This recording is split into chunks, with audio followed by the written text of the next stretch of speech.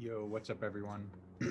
um, week two, problem set one. This is the only problem set this week, and I'm doing it at like 9 a.m. So like it's it's gonna come out really late, but I think that's fine. I'm not really that worried because I think class is going really well. I've been feeling really good about school in general. You know, we do what we can, and we don't worry about what we can't control. So yeah, this is an introduction to what I described in a previous video as the stretch. Like, first, the good news is I was looking and we're actually only 2 weeks behind normal school somehow. So I think that's, first an amazing accomplishment. Um, but the next month or two, we get close to finishing the entire course before we study for the AP exam. And it's like the most important stuff. Okay. So we're starting stuff that right now, today, I think is going to be pretty easy, but it's really important. Okay. So I'm telling you, and even this first question is a review problem about probability distributions, random variables. That topic is so much less important than what we're doing today, which is the normal distribution. Okay. So dial in for the next few lessons to understand this.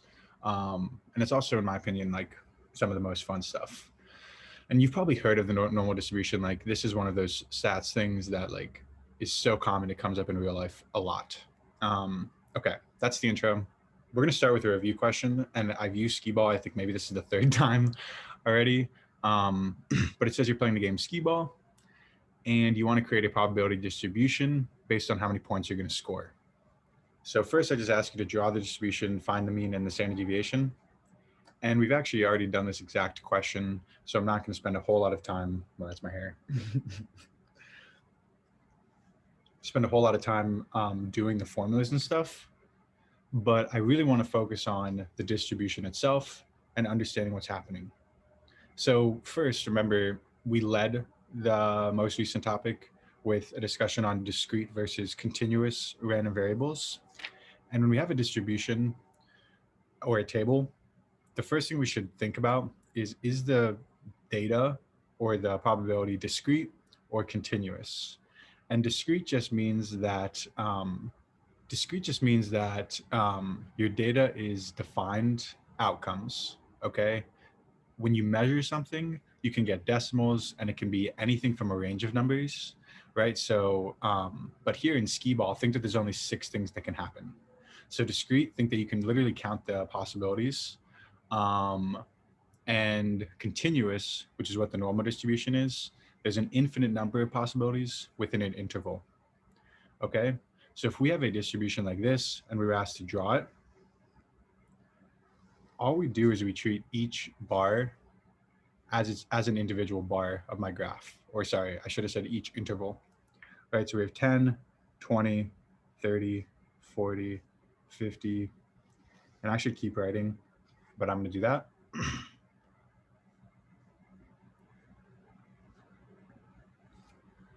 And then we're just going to go up with each bar. And we've already talked about this a little bit. The difference with continuous is that the bars go in between values.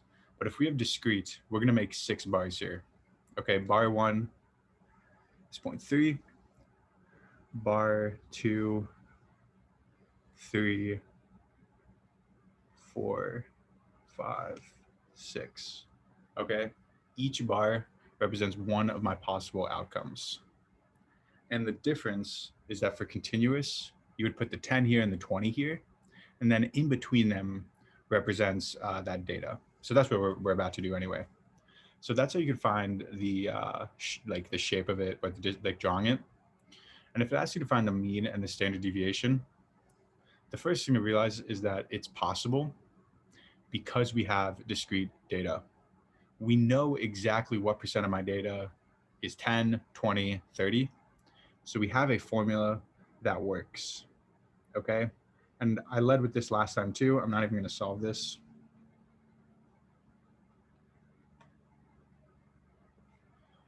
This only works because we have discrete data.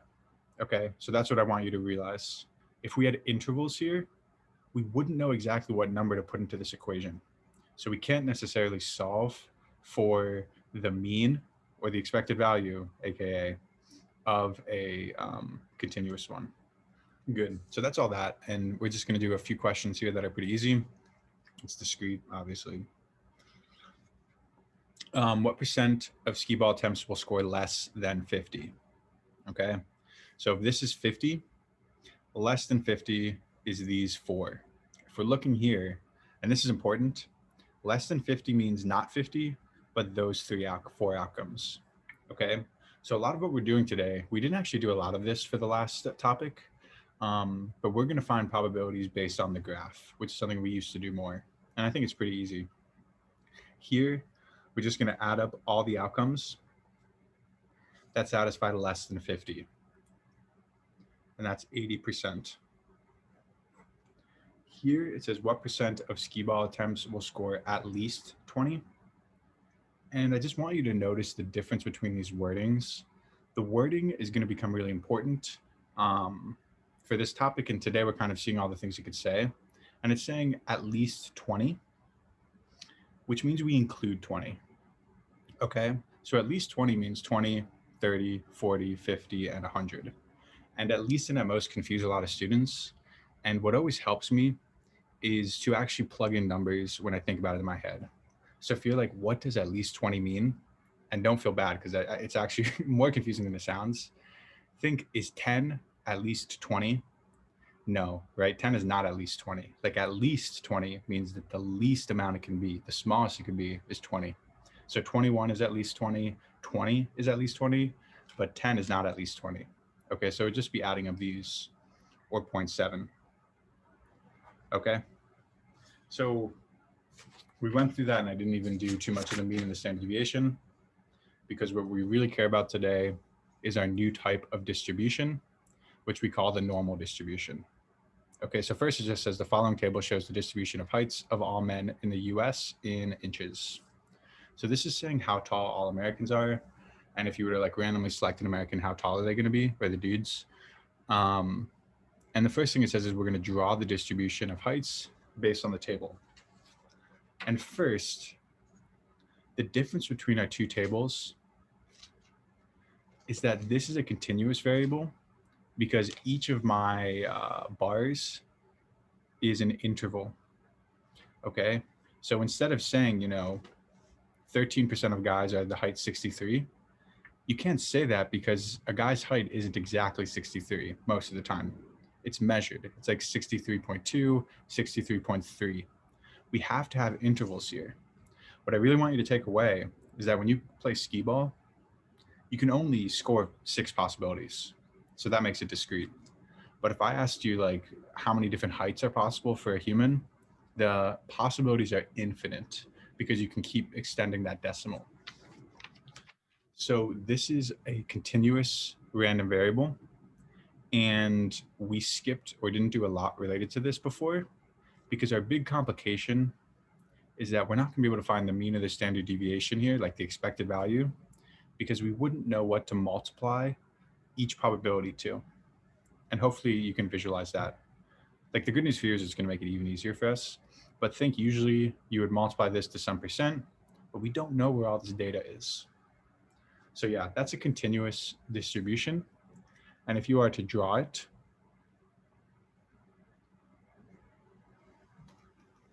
remember that this percent is this bar. So it's a little wonky because we have this 61 and 73, but I'm just going to write them here, 61 like this. And drawing this is like the most important thing. So hopefully people are still with me. These are our values, and we have really specific percents. And those specific percents are intentional. It says that, and actually, you know what I'm going to do? I'm just going to put in the distribution now because it's going to make a little bit more crap.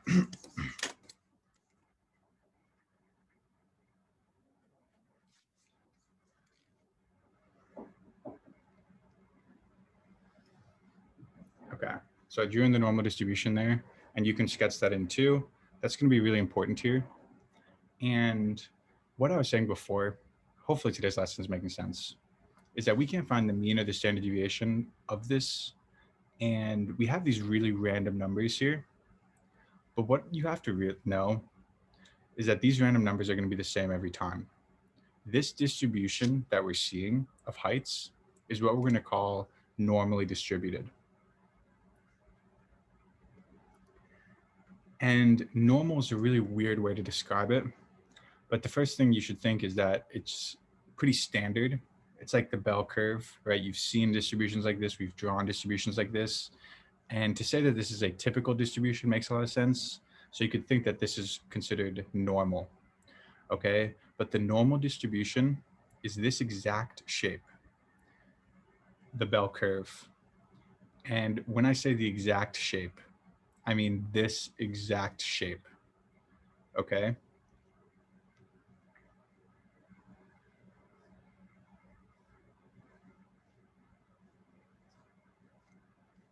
When I say this exact shape, what I mean is that the same percent of data always occurs in the same spots in a normal distribution. And I gave you some notes on this too. And I ended up drawing that really well. That ended up being pretty clean, the whole process. But anytime it says that a distribution is normal, what you have to realize is that means that the same percent of data occurs in the same places. And specifically, that means that a lot of data occurs in the middle, and then less data occurs on each side. Okay? So when you draw these, all that's going to change is the numbers on the bottom. And I think that that's really satisfying. Okay? But yeah, we drew it. Hopefully this is making a little sense. We'll do the next one. But first it says, what is the mean and the standard deviation of the distribution? And what I just said is we can't find this because we couldn't put this into a formula. But the really good news about the normal distribution is first, like if you were to take a guess about the mean of this distribution, if you thought for enough time, you would understand what the mean is, right? We know that the mean is the average of the center of a distribution. So if I'm looking at this specific distribution, what's the center? 67, right? The center of this distribution, this is symmetrical, so it's going to be exactly in the middle. And every time you have a normal distribution, whether they give it to you or the question tells you, the middle of the distribution is the mean. The other part of this that's really cool is that we know that standard deviation measures spread, right? How far away data is from the center. And the next two lessons are going to be standard deviation heavy. But in this distribution, think that the standard deviation is going to be a standard way to measure how far away points are from the center. So it's always going to be the distance between our points. And it's worth like thinking about this and understanding this. Standard deviation measures spread. It says how far away are points on average from the middle. And in a continuous distribution, you kind of make, you have to have your intervals, right, on the bottom. And these are all going to be spread out by the standard deviation. So hopefully that's really cool. Okay, we're pretty close to done, but now we're going to refine, make sure we understand. First, it says, if a random American is selected, how likely are they to be shorter than 71 inches? So this is going to be pretty easy. This is 71, and it's saying what percent are shorter than that? So it's everyone who is below this point. Okay, so all you're going to have to do is add up these percentages. Okay, so hopefully that makes sense to everyone, and we're visualizing what's happening. Very similar to what we were doing before with discrete, but now that it's continuous, the percentages are on the inside and the intervals on the outside. For D, it says if a random American selected, what's the probability that their height is more than 63? So it's actually going to be the same percent, but it's 63 and above. So all you have to do is add up those percentages. So I'm going a little quick through this last stage, but just know that these questions about asking for probabilities and stuff like that, all you're going to do is add up what you see. Okay, we're going to tackle the last one. And this is what a typical question is going to look like. And it's going to tie it together a bit. So it just says IQ is a measure of intelligence that is normally distributed with a mean of 100 and a standard deviation of 15. And it says draw the normal distribution given the information above. So this question is important for a lot of reasons. First, this is true. one question you could ask is, why do we care about the normal distribution if it's so specific, right? This specific amount of data in this specific amount of places seems really random, but it occurs a lot in real life. And one reason is that you can control for that. So IQ, everyone knows that the mean is 100, right? So if you're ever drawing the normal distribution, just draw in the shape first and then fill in the necessary parts. So this is my normal distribution, and what it told us is that the mean is 100 and the standard deviation is 15. So we want to be able to make a whole graph based on just the mean and the standard deviation, which are usually given. So the mean is the center, right? It's in the middle of this data. And then the standard deviation adds this way and subtracts this way. So 115, 130, 145. And you always go 3 standard deviations each direction. So you make your middle line, and then you make 3 lines each way. And then you just subtract by the standard deviation. So to me, it seems pretty easy. And you're going to do a lot of just drawing today. So just get used to the drawing. And the numbers are kind of worth memorizing. And I'm going to give you a shortcut for the numbers too. Not today though. Okay, so that's it. It says draw the distribution, and we have the whole distribution based on the mean and the standard deviation. So hopefully you guys think this is pretty easy. Sorry, the paper looks like this. I think my hands are a little wet. It says, if a person is randomly selected, what is the probability that they have an IQ between 115 and 145? So once you draw your distribution, the questions themselves for this set are going to be really easy. Okay, so your focus is just understand how to take the information and make the graph. So it's in between 115 and 145. So all I'm going to look for is to find that interval. We're going to start shading a lot of these. So it's in between 115 and 145. So it's this plus this.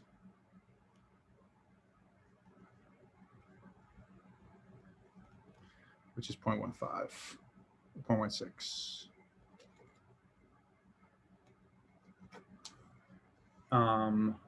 C says if a person is randomly selected, what's the probability that they have an IQ greater than 85? So it's going to be all of this. And you're going to get so good at this that I'm almost positive the answer is 84 without adding up. So it's not even, yeah, it's 84 because it's this plus this plus this plus this plus this, but you will eventually memorize all of it. Okay, this final question is really important just to lead us into our next lesson. It says, if a person is randomly selected, what is the probability that they have an IQ greater than 87? So today's worksheet is hopefully going to be pretty easy for you guys. It's going to be nice because all the numbers that I give you are going to be exact intervals on my distribution. Okay, and that makes it easy to solve because you're just adding these probabilities. The problem with D is it says greater than 87. And 87 is not one of my numbers on the bottom, right? So how am I going to solve this if 87 is like right here, crap, like here?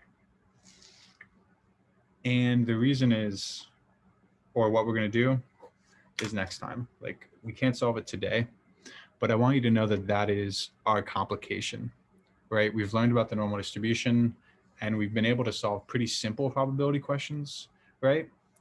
But we can't solve anything that's any harder than these values on the bottom. Okay, so this is what we're gonna build to. But yeah, hopefully you guys understood that, and I appreciate you. Woo.